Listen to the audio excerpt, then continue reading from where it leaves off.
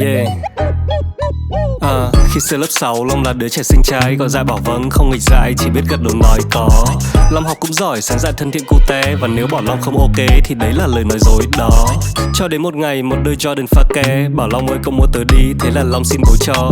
Lúc Long xỏ chân vào, Long kiểu ui vơ lơ, đỉnh vơ lơ, đẳng cấp vơ cơ lơ chất thế nhở. Long bắt đầu đòi nhuộm tóc highlight, áo đồng phục rộng 2 size, thắt lưng thì cài hớ để quần tụt 1/2 đít. Vứt một lưỡi trái chuyển sang một cáp chữ NY, lên lớp 7 tự tin hơn thì quần tụt 2/3 đít. Mỗi khi tan học, Long sẽ chạy vào nhà vệ sinh, thay vội con áo phông dài ngoằng xong cất đi áo sơ mi trắng.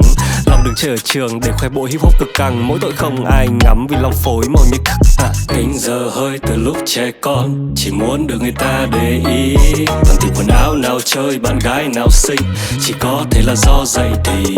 Chỉ cần động vào hip hop là thành người khác, thật khó khi người ta muốn dừng chơi.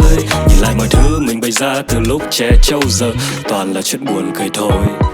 Yo, fast forward, Long giờ lên lớp 8 rồi, biết nhảy C-Walk rồi, mặc quần Evisu rồi, có khẩu trang Sakun với áo Stussy Quảng Châu rồi, nick out lên chuyên nghiệp dùng Yahoo cũng hàng ngày rồi. Long có thằng bạn B-boy và một thằng còn lại nhảy pop. Long bảo lập nhóm nhảy không, bọn nó bảo ok mày chốt. Thế sau này mỗi giờ ra chơi, anh em tập đâu bây giờ đây? Long bảo gái xinh ở đâu thì anh em tập nhảy ở đấy. Thấy lớp 6 7 bé quá, lớp 8 chả gì lạ, bọn nó lên tầng 3 nơi các chị lớp 9 qua. Chị đầu sư tử mắt đậm pha Lady Killa, chị thì tomboy váy ngắn của niên kỷ lạ. Mỗi lần thấy các chị, Long cứ tự nhảy hay hơn, chân tự nhiên đào dẻo đét như siêu sao sân khấu lớn. Các chị nhìn Long nhảy, Long vừa nhảy vừa liếc các chị, sau một năm vẫn cứ liếc vì nhảy xong chả biết làm gì. Long có rủ bạn mua sơn ở gần trường, hai đứa vẽ graffiti lên mảng tường trên tầng thượng. Vẽ xong gọi bạn đến khoe bảo ê nhìn đỉnh không, bạn nó bảo là đỉnh đấy chứ.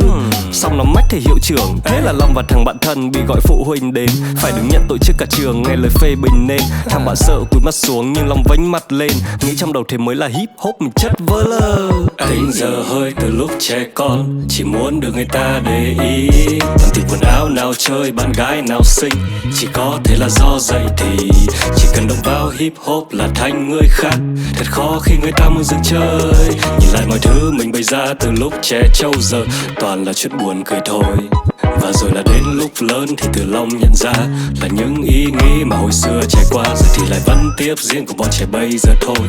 Và sẽ đến lúc mà yêu hơn trò chơi, cả nhà mà càng ngăn cấm mình càng theo nó, và dạy dỗ nó thực sự rất khó. Bỏ nhà rồi trốn học xong đâu cứ gật theo nhạc, chả còn chuyện gì để lo. Ayo, Akon, T-Pain, Lil Wayne, T.I, Flowrider, 50 Cent, DMX, Eminem, Chris Brown, Neo, Kanye, Ludacris, Lupe Fiasco, Linkin Park, Limp Bizkit, Busta Rhymes, Bow Wow, Soulja Boy và Timbaland, Chamillionaire, Black Eyed Peas, Missy Elliott, Fort Minor, Ciara, Rihanna. Khi mà lên lớp 9, Long có nghìn vài trăm MP3. Long rất là tự hào vì biết gu nhạc mình chất nhất. Long chê mấy thằng đã ngày vì pop xong mặt lại còn lất cất. Long từng định kiến với bọn con gái phát cuồng idol đẹp trai, kêu K-pop là nhạc vứt đi nhưng Big Bang vẫn nghe vài bài. Sau lúc các bạn thấy nhạc US cũng khá hay, giờ Long không còn đặc biệt nên tự nhiên Long thấy khá cay.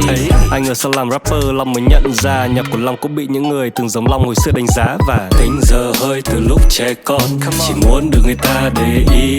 Toàn tìm quần áo nào chơi, bạn gái nào xinh, chỉ có thể là do dậy thì. Chỉ cần động vào hip hop là thành người khác, thật khó khi người ta muốn dừng chơi.